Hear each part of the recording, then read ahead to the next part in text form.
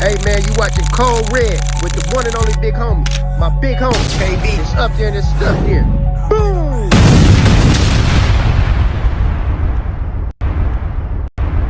Ricardo or more. Drink like a boss. Hey, what up? We in Cold Red with the smoke, there's fire. I'm your host, the Playmaker, and today we got a very, very special guest in the building. The streets know him as Lil Ken. He's the author, the publisher, the father of Alexis Patterson. We got Kenyon Campbell in the building. Ken, what up? What it do, KB, baby? Hey, man. First of all, I want to thank you for taking the time out your busy schedule to come share your story with us. Man, it's all love. I want to thank you for inviting me, taking the time out your busy schedule so we can do this. No doubt. Welcome to the couch. Oh, man. I got some in-depth questions for you. You ready? Shoot. Well, let's get right to it. Ken, for the people that really don't know much about you, tell the people a little bit about you. So, man, shit. I come from the trenches, you come from the trenches. I was brought up and taught up in Westline projects out there on Silver Spring. Joined the mob where singles mothers raise their children the best way they can. That was low income back in our day, and got affiliated with the mob about 4th grade. That's when I jumped off the porch, but I done did, my share of stuff in the streets, but I'm still blessed to be here at 52 years old. No doubt. Ken, you grew up in the Westline projects. Yes, sir. The 70s and the 80s. Yes, sir. 90s. It was rough. Give us a little bit more in-depth about growing up in the Westline projects, especially you jumping off the porch. Okay, let me back up just a little bit. So, our dad was in the Marines. There's 5 of us. I got 1 brother and 3 sisters. And, him and my mom married at 19 years old. And he got stationed in Okinawa, Japan. That's when my brother was born. And we were stationed in San Diego, California. So we did a couple years, over, living out there. So when we came back to the United States, we moved to North Line. And we stayed in North Line for like a year. And then we moved to West Line, because I was in North Line, I was in the 3rd grade. And then when we moved to West Line, I was beginning like the 4th grade. Because West Line and North Line was originally housing for people in the military. Yeah. So had they turned it into low-income housing when y'all moved in, or was it still barracks for the... No, it was low income. Okay. There wasn't no barracks. They had the Army base down there like on 50 or something in Silver Spring over by McGovern Park. That's still there to this day. Okay. So you moved to Westline. Yeah. That's where it all started. That's where it all started. That's when I got initiated and everything. Jumping off the porch in So the I 4th think I was grade. probably about like 10, 10. That was early. Yeah. I had an older cousin, Being in Westline, jumping off the porch at 9, 10 years old. What could you get into at 9 or 10 years old? Oh, man. Mischief. Mischief, right, man? Like, oh, man, like, it all started, typical ding dong ditch, throwing rocks at cars, stealing out the, stores. Just project living. Yeah, project living, and as it progressed, you get older, man, you become affiliated. Yeah, well, we call you Lil Ken, man. You were always the smallest. Always the smallest, but always the first to go. Well, that's the Napoleon complex. I really don't. You think like a giant, that's all. I mean, I'm at the end of the day, man, I'm a man just like anybody else is a man. I'm just smaller. That's it. You know what I'm saying? Big heart, though. Big, yeah. Yes, sir. What high school did you go to, Ken? I graduated from Madison. Madison High School, Yeah. the neighborhood school. Yeah. What was high school like for you? an experience out of this world, bro. And man, I did some things in high school, man, that you wouldn't fathom. I'm talking about, man, like if I told you these stories, man, you wouldn't believe me, but I swear, as God is my witness, man, these things I did in high school and experienced. Was they real life street or just unbelievable tales?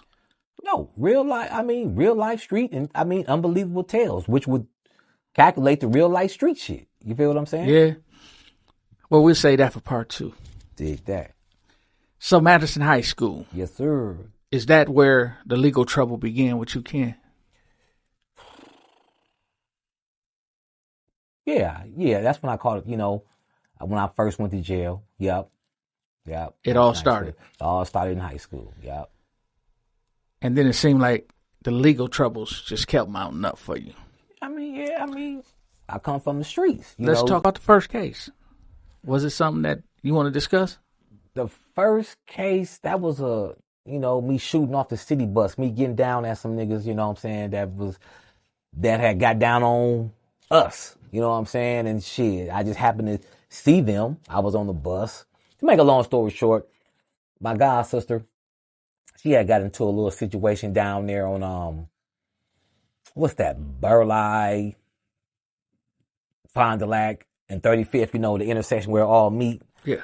And, that's where all the, the buses from high school, like, Riverside, Washington, Madison, all, they meet in that intersection, everybody getting from school. So she got into it with, some girl to school from a different school. And, I guess her family brothers or, was talking rah-rah. So I already had graduated the year before. Right. Okay. That June.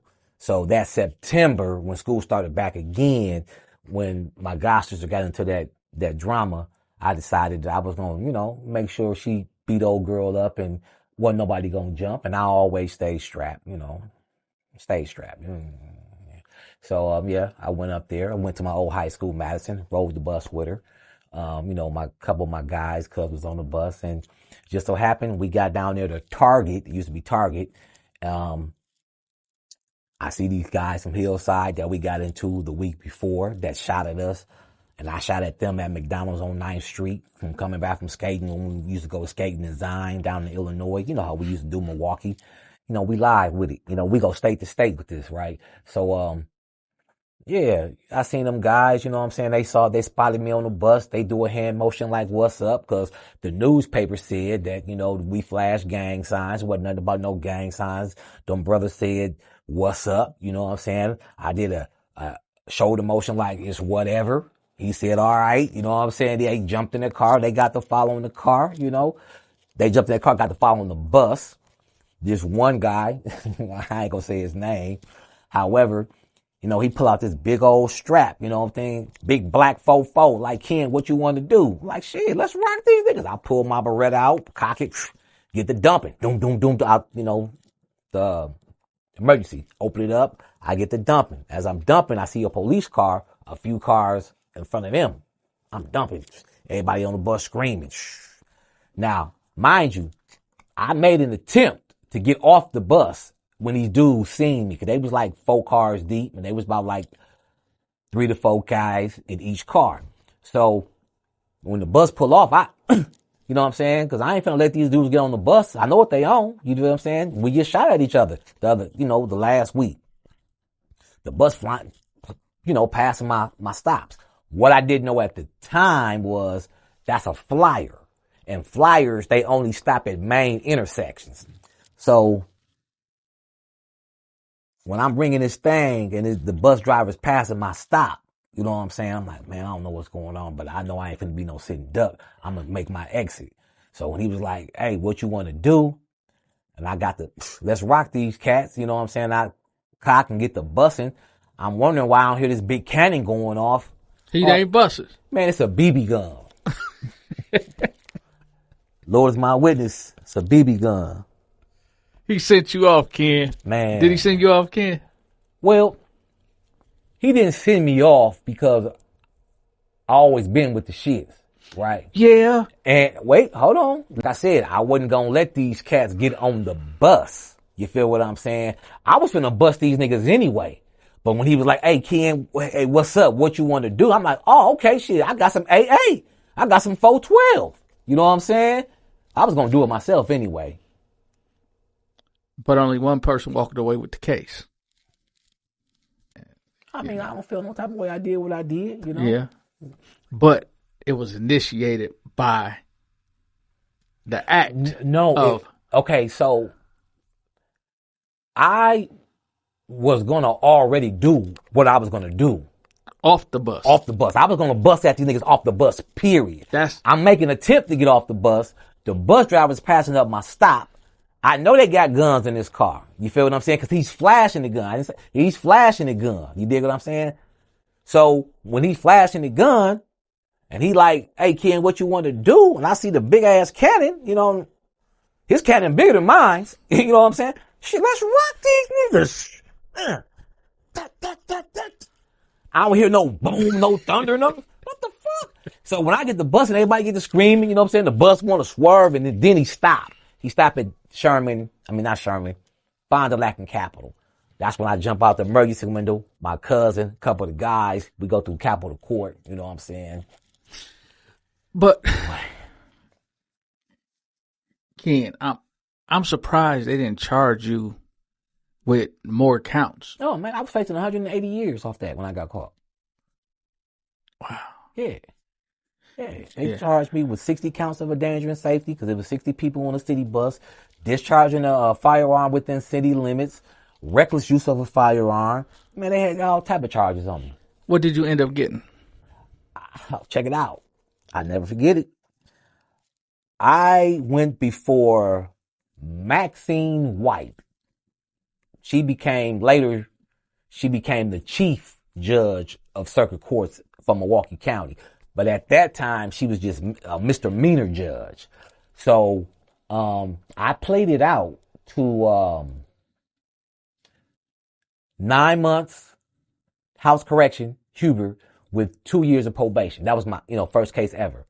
And I never forget because Maxine White, she told me that she was upset that my case came before her court because she wanted me charged in felony court. She wanted me charged. She was upset that I was offered a deal and accepted the deal. Man, they gave America's Nightmare such a minimum sentence. Yeah, I don't call some blessings, and I done sat my ass down too. Yeah, no doubt. Man, you've been in the news for the last 20 years, Ken. You want to talk about that? Man, listen. Well, my first case of being on the news was right with the shooting off the city bus. Then we go into talking about the loss of your daughter, Alexis Patterson. Right? Because that, along with you as your reputation, had already had you highlighted. Mm-hmm. But this seemed to put you in the media, and they tried to paint you as a bad dad. Do you want to go in depth about that? Well, so here's the thing, man. No weapon formed against me shall prosper, right? Ain't no person that walked this earth a saint. The only person that walked this earth was Jesus, right? So, people can have an opinion. People who, can think what they want to think, can feel how they want to feel. You feel what I'm saying? As long as I made my amends, you feel what I'm saying? With the people that I need to make my amends to, and when I Father God, that's all I got to say about that. If you knew who had your baby, would you tell the authorities, Ken? Man, if I knew who had my baby, I would be there to get my baby, to bring my baby home. By any means? By any means. And if I couldn't, best believe, because they got the power and the resources. Ken, did you have anything to do with the disappearance of Alexis Patterson? Absolutely not. Come on, man. I got my baby anytime I wanted to get my daughter. I paid child support. You feel what I'm saying? I still paying child support. Back child support. I owe that. I'm going to pay that. Ain't no way around it. I don't have a problem with that. So Why would I take my daughter that I can get anytime? You feel what I'm saying? And on top of that, I was in jail when she came up missing. So who do you think started the rumor? Man, I don't know. But I'm going to tell you this. I've been gone for 12 years. 12 years. Not one time. Almost 13 years. No, 12 years. I've been out 8 months. Not one time has my name came up in social media or the news, anything of that. Or any type of platform, you know. I come home from prison. A certain individual is in the hot seat. You know what I'm saying? The city's on her ass. You dig what I'm saying? So now, all of a sudden, I'm plastered on social media. I wasn't plastered on social media during the 12 years I was gone. You feel what I'm saying? So, you know, person making fake pages, you know what I'm saying? Showing me getting out of prison. You dig what I'm saying? Talking about what type of clothes I'm wearing. Listen, the clothes don't make me. I make the clothes. You know what I'm saying? It's not on me, it's in me. Say that. Ken, do you think the mother of your daughter was involved in her disappearance? You know, when people used to ask me that, and I was tripping, right? Like, no, man, no. But you know what? Now that you asked me that, and 24 fucking years later, that I know stuff that I didn't know of before, and I'm seeing how this chick is moving, and how she's trying to deflect and defer attention off of her, and to put it on me, like posting these fake ass pages, you know what I'm saying, trying to slander me. Let me tell you something. Check this out. You can do all what you want to do. You and your followers. I'm still doing what I want to do. I'm still messing with who I want to mess with. They gonna say yay or nay. No problem. No problem. I'm doing what I want to do. I'm having my way. I don't have no problems with nobody. I don't want no problems with nobody. Be cautious how you step. You've been gone 12 years on the last case. Yeah. And not once, as you say, your name popped up. You basically did a smooth bit until you touched the ground. Till I touch the ground. Your I name ain't never. bothering nobody. I'm working. You feel what I'm saying? I'm helping my family. You feel what I'm saying? Man, I'm getting myself back together. And people are getting me locked the fuck up. Like, look at this, man. Look. Come on, man. You're still on the bracelet. I'm on the bracelet, man. I've been out 8 months. I'm on the fucking bracelet.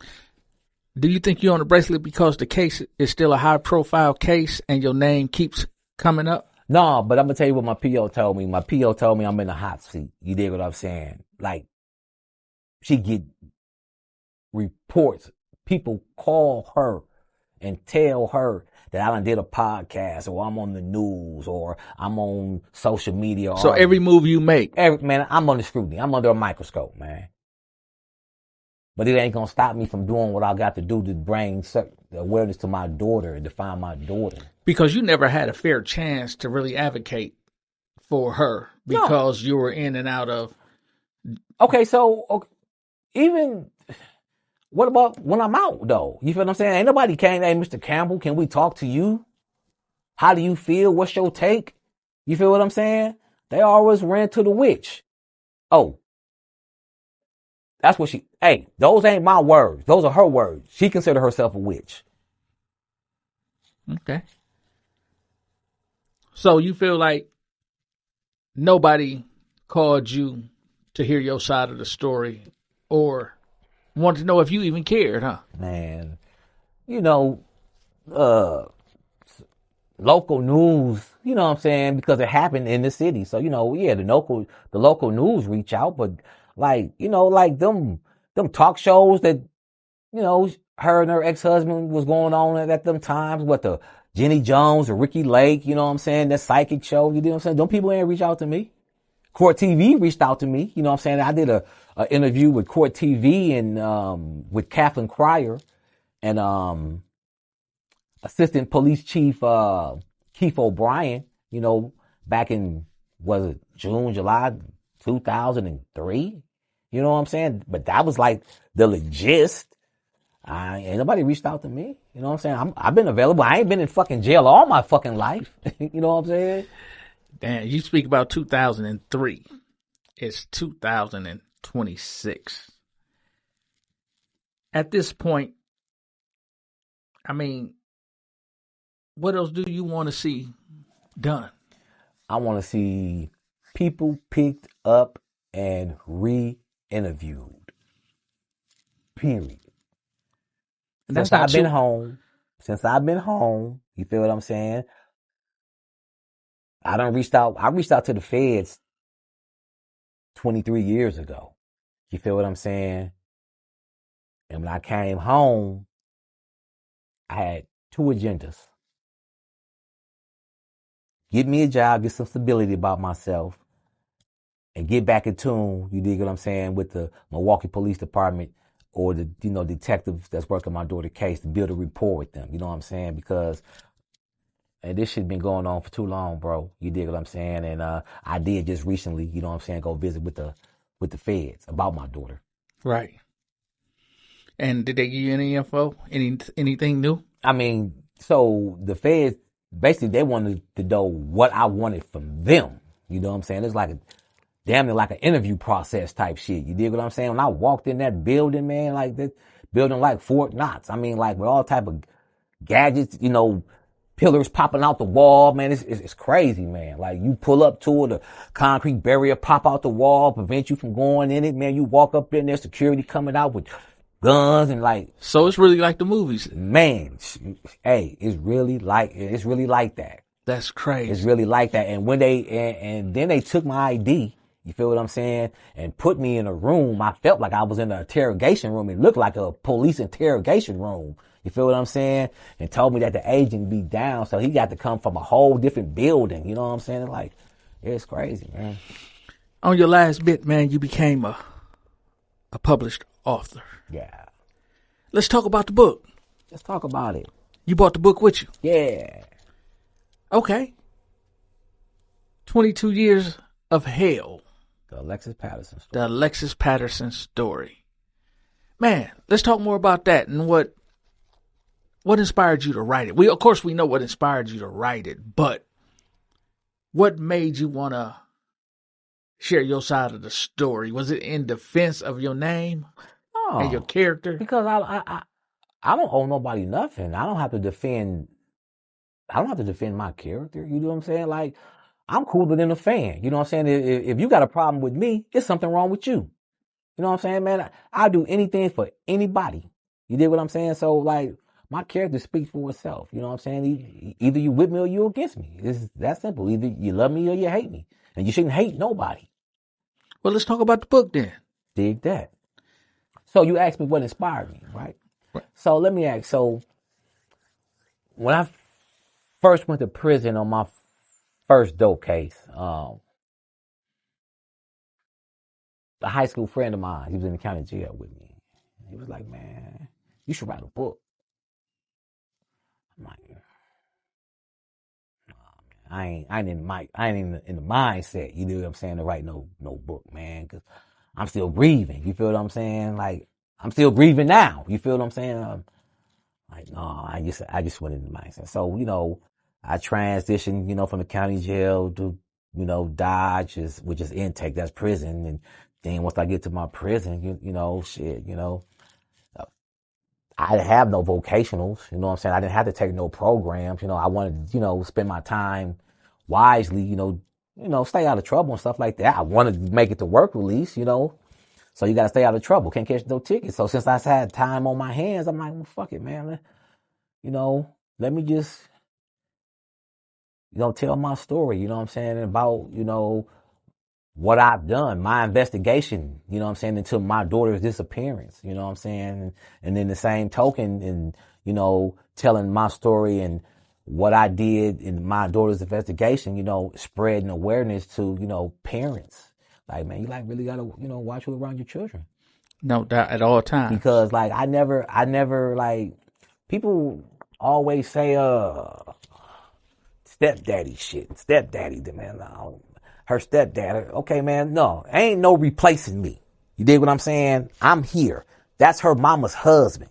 You feel what I'm saying? Now, he can be a father figure. You dig what I'm saying? Because he's in that household. But you can't replace a motherfucker that's there. That's always been there. You dig what I'm saying? She going all on these fucking podcasts, man, saying that I didn't know my baby. And it's like, if I didn't know my baby, how the fuck I write a book about her? You dig what I'm saying? And then she go on this one podcast and saying everything in this book that I wrote about. These are my words, my memories, my heartfelt pain and joy. You dig what I'm saying? She gonna say on this podcast that everything I wrote in this book, I learned or got from her. Mind you, she said that first she said, I didn't even know my daughter. Then she said that I only seen my daughter about 12 times of her at the age of 7 years old. I only seen her a total of 12 times. Right. Okay. So if you spread this narrative that I didn't know my baby and I was a deadbeat dad and sperm donor, why in the fuck would you tell me anything about our daughter? Right. You dig what I'm saying? If something don't make sense, it's a lie. Remember that. If something don't make sense, it's a lie. There's no way in hell you can sit up here and tell a person, well, dude ain't even know his baby. Or dude only seen his baby 12 times.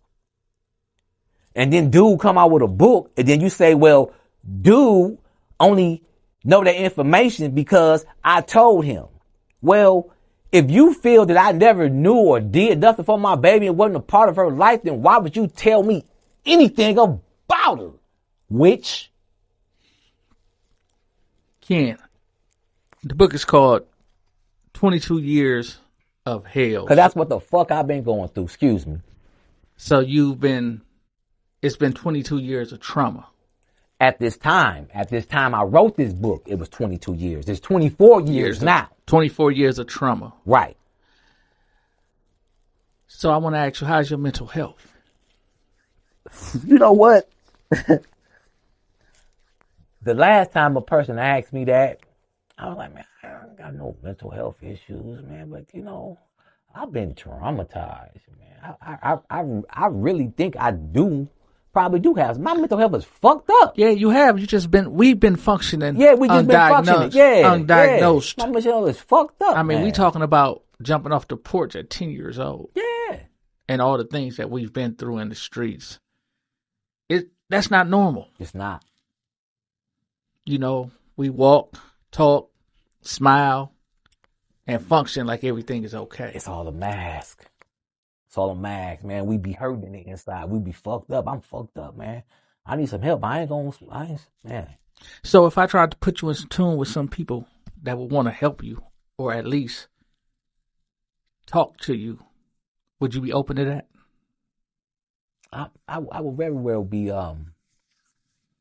receptive. Because their slogan is, it's okay not to be okay. You know what I mean? Yes, sir. And if we can accept that and we open up and talk to the right people, I think that all the trauma that we've been going through, we can finally feel free. Because I know you don't feel free right now. Nah, man. I'm just navigating. You know what I'm saying? I'm just making the best with what I got. You know what I'm saying? And, I'm restricted. You know what I'm saying? I only can do so much, Thank God I got my freedom. You know, I'm happy for that. As long as I got wind in my lungs, I'm going to hit the ground running. So, Ken, man, I hear that it's another book coming, though. Ooh. It's supposed to be a sequel or a part 2 to 22 Years of Hell. Is there any truth to that? Inquiring minds should like to know.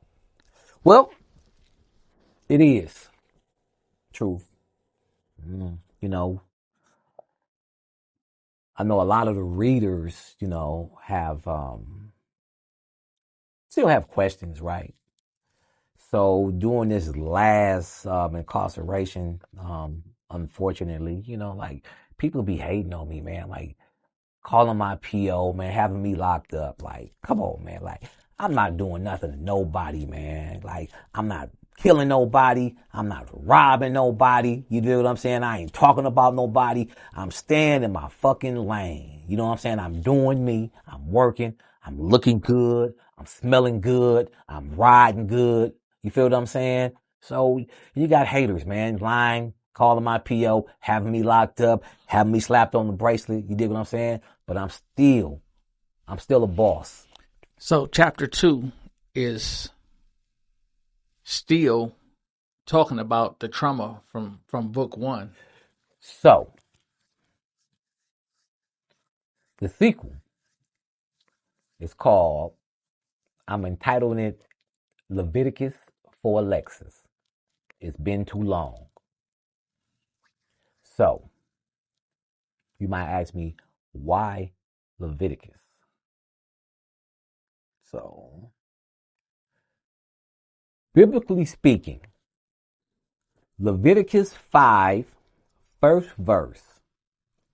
Suppose someone has learned or hear of a crime and is called to testify and does not tell what he knows, he is responsible and will be held accordingly, just as guilty as the person that committed the act.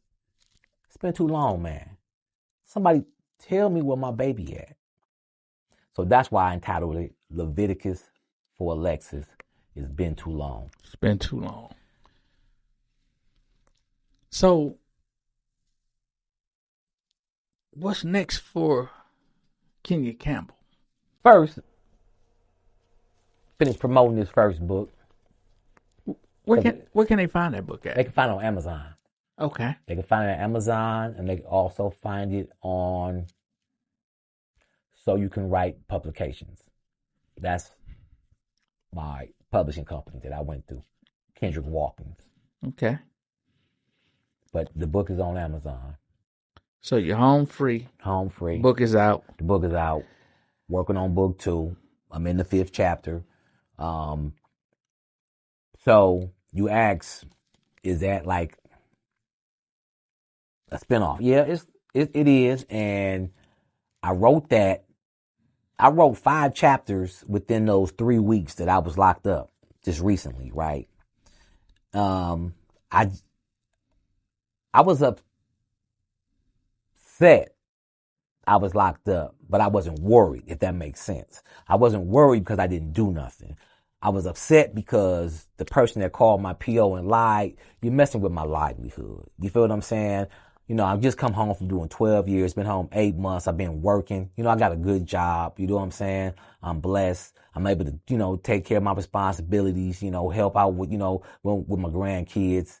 You know, I got my grandbaby up with your grandbabies right now, right? So, you know, I was upset messing with my livelihood. So that anger, I used that to do something productive. And I just said, you know, let me write a sequel. You dig what I'm saying? Because I'm going to refute everything that old girl was saying in them podcasts. You know what I'm saying? I'm going to let the people know. You know what I'm saying? So it's a lot of more information. Okay. Newly discovered evidence. Exactly. And then, you know, my interaction with Detective Schimmel, who is a homicide detective. However, he's working my daughter's cold case. You feel what I'm saying? So I tell about the interaction I had with him. You know what I'm saying? When I first got out, you know. Well, it was a nationwide rumor that your daughter Alexis Patterson was still alive and living in Ohio. Did you? I'm sure you know about that. Correct. How did you feel when you heard that? When I heard about Miss Miller, you know, because I was on the Truth Radio talk show with Homer Blow and his co-host. Anyway, he was talking about Miss Miller, and they kept referring to her as that woman, that lady. And I was like, you know, hold up, man. Let's put some respect on that young lady's name. You know what I'm saying? Let's address her as Miss Miller or call her Lisa. You know what I'm saying? So when I heard about, you know, Lisa, I was excited. You know what I'm saying? I was optimistic, you know, when the results came back that it wasn't. You know, I was like, oh, wow, here we go. Back to square one, you know. They said she had distinguishing marks that was similar to your daughter, Alexis Patterson. Is that just a coincidence? Was it any truth to that? I mean, it's a coincidence. And what made people try to connect them dots? Because of the similarities in the body markings. However, DNA don't lie. That's it. That's all. Said she wasn't. Let that young lady live her life in peace. Right. Because they definitely disturbed. That's traumatizing within itself. Yeah. Ken, the new book is coming, man. And I wanna first of all welcome you back home too. I wish you all the success in the world on your journey, because I myself know how rough of a journey it's been for you. Well, we are family. Yeah, we are family, and I'm still upset with you because you ain't signed me to a stack of dollars. That was Kid. How many years ago was that, Kid? About like 30. 30. My dog. Hey, man, we on the bigger and greater things, yeah, man. So what I'm on, man, you know, promoting this book, you know what I'm saying, getting writing a movie script, you know, making a little, you know, movie. Hopefully, you know, we can get it out here like on Lifetime and stuff like that. Surrounding myself with you know, positive, productive people, you know, people like yourself, you know what I'm saying, building a team, you know what I'm saying, to see that got a vision, that's gonna you know, back me, you know what I'm saying, support me like, you know, I would back and support them. So just basically, you know, building a team, you know, you met some of them, and you know, pushing this book, promoting this book, getting writing a movie script, and you know, putting out the sequel. No doubt, man. Well, Ken, thank you for coming on the platform, sharing your story with us. Code Red, with the smoke, there's fire. I'm your host, the Playmaker, and this is Kenya Campbell. Lil Ken. Lil Ken. Peace. And we out.